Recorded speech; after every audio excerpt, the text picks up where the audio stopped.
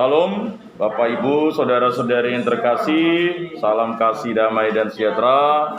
Tuhan memberkati, menyertai, dan melindungi kita semua. Mari sebelum kita memulai ibadat dan doa rosario kita, mari kita berdoa malaikat atau doa angelus. Dalam nama Bapa dan Putra dan Roh Kudus, amin. Maria menerima kabar dari malaikat Tuhan, maka ia mengandung dari Roh Kudus. Salam Maria, penuh rahmat, Tuhan sertamu. Terpujilah engkau di antara wanita, dan terpujilah buah tubuhmu Yesus. Santa Maria, Bunda Allah, doakanlah kami yang berdosa ini, sekarang dan waktu kami mati. Amin.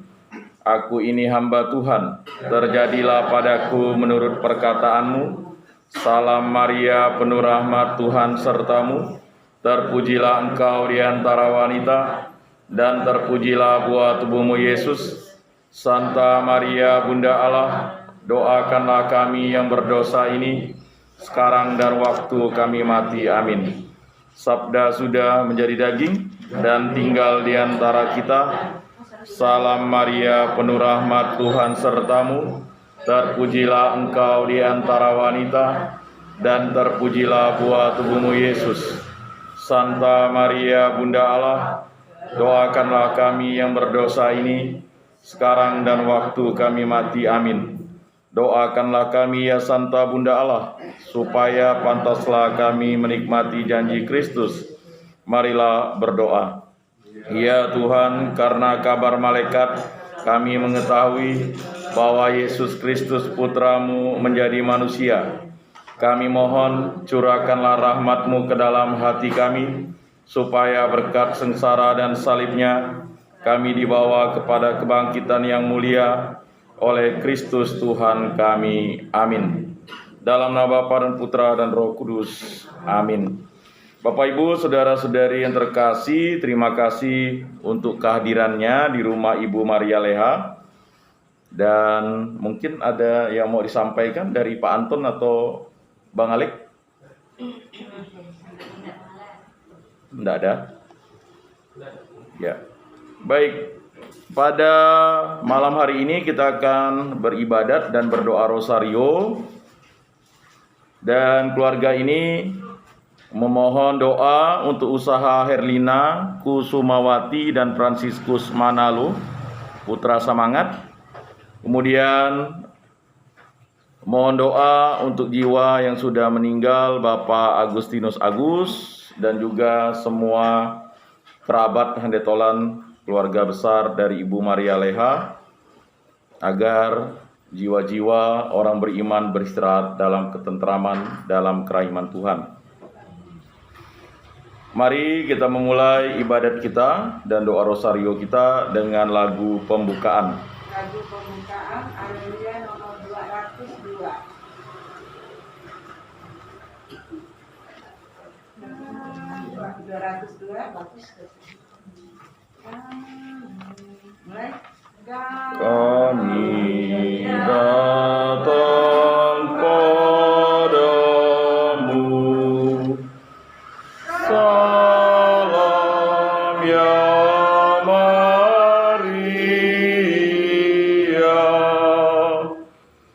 sambutlah puji kami. Salam ya Maria,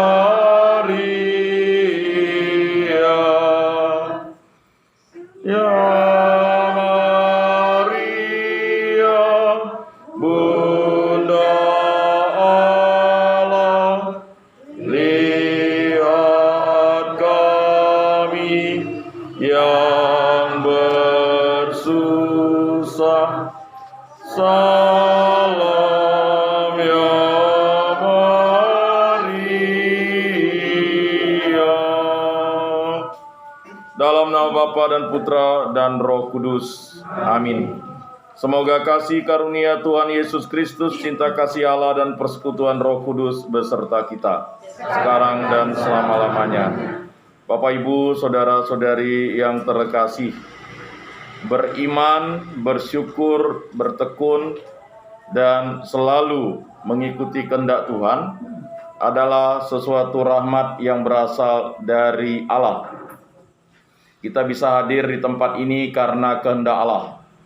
Kita bisa berkumpul, bersekutu dalam nama Tuhan Yesus Kristus karena kehendak Allah. Kita bisa menjadi pengikut Kristus karena kehendak Allah. Sebelum dunia dijadikan, engkau telah dipilih oleh Allah. Kita atau engkau telah dilukis di telapak tangan Allah. Itu merupakan suatu karya agung. Maka sepatutnya dan sepantasnya kita selalu beriman, bersyukur, bertekun, dan selalu mengikuti kehendak Allah. 4 hal ini akan menjadikan kita menjadi pribadi yang selalu konsisten dan setia kepada Allah. Bapak, Ibu, saudara-saudari yang terkasih, yang paling utama dalam kita berdoa rosario adalah kita dari hari ke hari semakin dalam untuk merenungkan karya agung Allah. Kita mengetahui Yesus mulai lahir sampai dia menuju atau naik ke surga. Setelah itu Roh Kudus turun atas para rasul. Pada malam hari ini kita akan merenungkan peristiwa terang atau peristiwa cahaya. Peristiwa ini ditambahkan oleh Santo Yohanes Paulus II atau pada waktu itu Paus Yohanes Paulus II sebagai renungan atau refleksi iman yang dalam. Karena sebelumnya ada peristiwa gembira, peristiwa sedih, peristiwa mulia. Rupanya ya Bapak Gereja atau Paus menetapkan kembali ada satu peristiwa cahaya, peristiwa terang. Lengkaplah sudah 20 peristiwa yang dibagi dengan 4 peristiwa. Peristiwa gembira, peristiwa cahaya atau terang, peristiwa sedih, dan peristiwa mulia. Kalau semakin rajin berdoa rosario, maka kita tahu bahwa kita bisa berdoa rosario pribadi, bukan hanya pada bulan rosario atau bulan Maria, setiap hari pun silakan. Ya. Dan tali doa itu, ya, sebenarnya yang kita pegang itu, ya, namanya tali doa. Ya. Istilah lain tasbih. Ya. Kalau rosarionya itu, ya, nama dari tali doa atau tasbih itu. Ada yang namanya kombostini, ya. Cuman itu sepertinya ya sering dipakai oleh gereja Ritus Timur, jarang dari gereja Katolik Roma, tetapi tidak masalah. Sebenarnya ada 2 jenis tali doa itu, ya. 150 ya. Dia punya tanda atau bulatannya. Nah, tetapi kalau rosario itu. Kemudian juga ada ya tali doa yang biasa dililitkan. Hari ini saya tidak bawa. Itu juga sebagai bentuk untuk menandai kita. Mengapa orang Katolik mesti doanya konsisten dan memiliki tanda-tanda? Tujuannya satu, supaya kita selalu bertekun dalam doa. Marilah kita bersama-sama mengakui segala dosa dan kekurangan kita dalam terang sabda Tuhan. Saya mengaku kepada Allah yang Maha Kuasa dan kepada saudara sekalian bahwa saya telah berdosa dengan pikiran dan perkataan, dengan perbuatan dan kelalaian. Saya berdosa, saya sungguh berdosa. Oleh sebab itu saya mohon kepada Santa Perawan Maria, kepada para malaikat dan orang kudus, dan kepada saudara sekalian, supaya mendoakan saya pada Allah Tuhan kita. Semoga Allah memandang dan memperhatikan kita, semoga Ia menunjukkan kerelaan hatinya, serta memberikan pengampunan dosa dan damai sejahtera kepada kita. Amin. Tuhan kasihanilah kami, Tuhan kasihanilah kami, Kristus kasihanilah kami. Kristus kasihanilah kami. Tuhan kasihanilah kami. Tuhan kasihanilah kami. Marilah kita berdoa. Allah Tritunggal yang Maha Kudus, yang berbelas kasih, setiap hari Engkau mengunjungi kami lewat Ekaristi, lewat firman dan sabdamu, dan memberikan tubuh putramu sendiri guna memberi contoh, supaya kami hidup dalam kebaikan dan ketulusan. Kadang kami berbelok dengan berbuat dosa. Bukalah mata hati kami supaya kami dapat berjalan seturut rencana dan kehendak Tuhan dalam peziarahan hidup kami. Kami berdoa bagi keluarga ini, untuk keluarga besar Ibu Maria Leha, anak-anaknya, putra-putrinya, para menantu, para cucu, dan para cicit, agar bersatu padu hidup rukun, damai, dan sejahtera. Kami juga berdoa bagi Herlina Kusumawati dan Fransiskus Manalo Putra Samaga, agar usaha dan pekerjaannya berhasil dan selalu mengikuti petunjuk-Mu. Begitu juga kami berdoa bagi jiwa Bapak Agustinus Agus. Jika berada di api pencucian, ampunilah dosa-dosanya. Dan jika sudah berada di kerajaan-Mu, doakanlah kami, agar kami yang berziarah di muka bumi ini dapat selalu setia kepada kehendak Allah. Semua doa ini kami serahkan dengan perantaraan Tuhan kami Yesus Kristus, yang hidup dan meraja kini dan sepanjang segala masa. Amin. Mari kita mendengarkan Injil Tuhan. Inilah Injil suci menurut Lukas. Dimuliakanlah Tuhan. Pada suatu ketika Yesus bersabda kepada murid-muridnya, "Aku datang melemparkan api ke bumi, dan betapa kudambakan agar api itu selalu menyala. Aku harus menerima baptisan, dan betapa susah hatiku sebelum hal itu berlangsung. Kalian sangka aku datang membawa damai ke bumi? Bukan damai, melainkan pertentangan. Karena mulai sekarang akan ada pertentangan antara 5 orang dalam satu rumah, 3 melawan 2, dan 2 melawan 3. Mereka akan saling bertentangan, bapa melawan putranya, dan putra melawan bapaknya, ibu melawan putrinya, dan putri melawan ibunya, ibu mertua melawan menantu, dan menantu melawan ibu mertuanya. Demikianlah sabda Tuhan. Terpujilah Kristus." Bapak, Ibu, saudara-saudari yang terkasih, menarik bacaan pada hari ini bagi para mertua. Diingatkan oleh Yesus Kristus, ya, pada ayat tadi yang dibaca, ibu mertua melawan menantu dan menantu melawan ibu mertuanya. Tidak ditulis, ya, bapak mertua melawan menantu dan menantu melawan bapak mertuanya. Ini kok Yesus mengingatkan itu. Dan memang sudah alamiah, ya. Kalau menantu perempuan itu agak sulit untuk bisa tinggal di rumah mertuanya. Kalau menantu laki-laki mudah katanya. Kata orang. Itu kan kata orang. Tapi dalam perjanjian lama kita tahu ada seorang yang bernama Ruth, luar biasa. Ya, dia bisa hidup, dan bahkan dia menjadikan ibu mertuanya sebagai ibu kandungnya, Deborah, ya. Nah, itu luar biasa.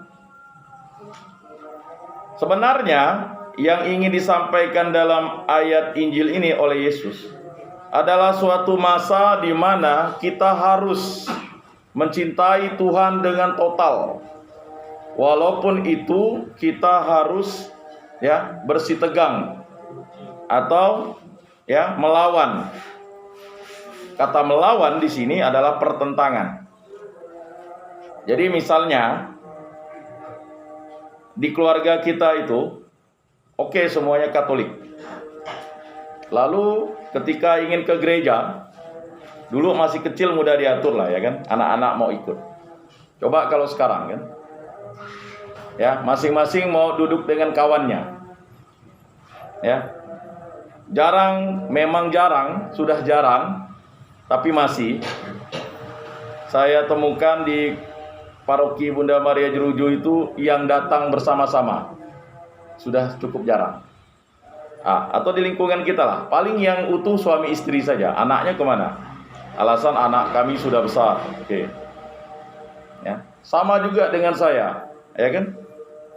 Nanti istri misa pertama, saya misa kedua. Mau sih normal-normal saja sebenarnya.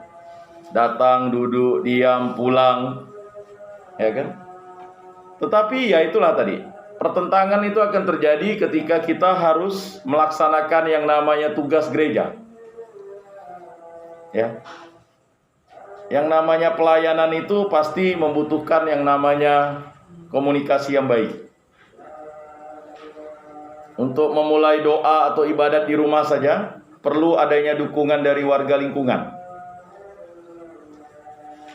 Kadang warga lingkungan itu melihat keaktifan itu karena ya kunjungan dari rumah ke rumah, ya itu wajar dan normal karena memang warga lingkungan itu melihat itu.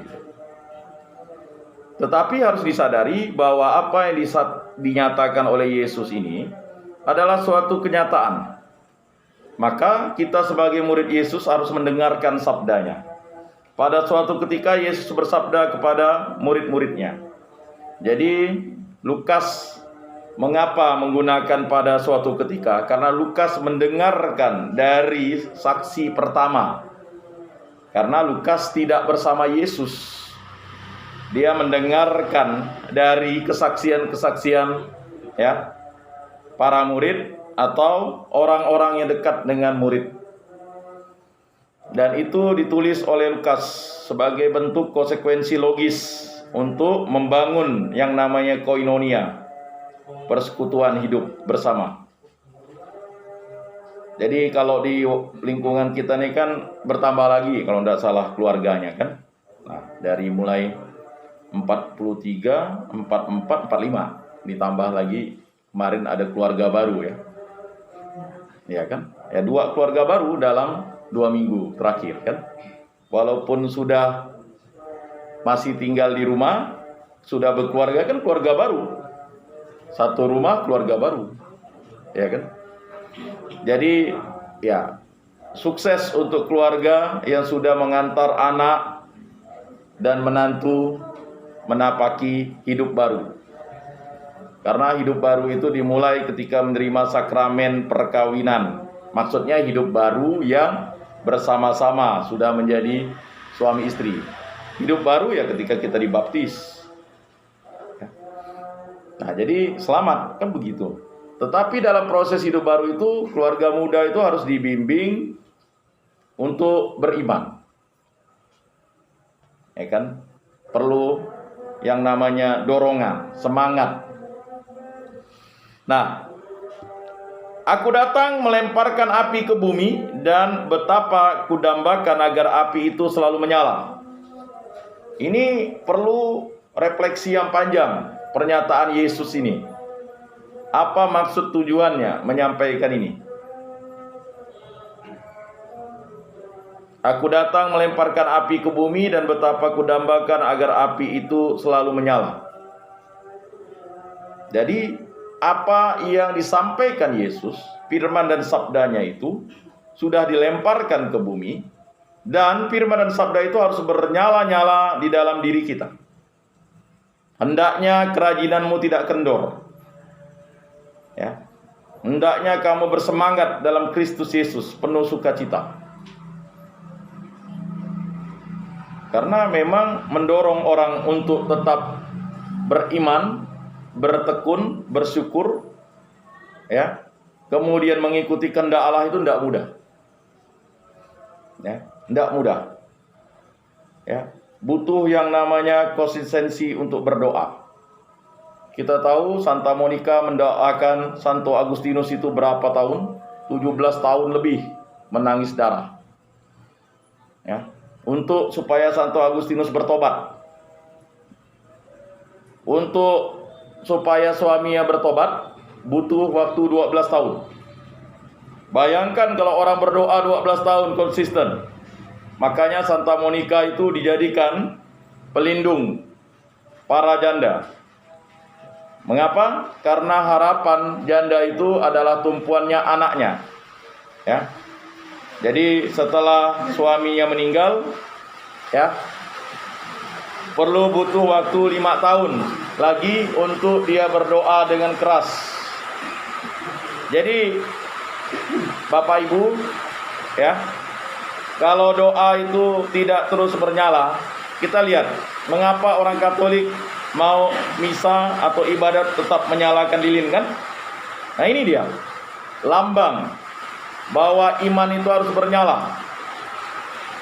Kalau tidak bernyala, ya, redup, akan menjadi gelap. Maka nyala api itu harus konsisten.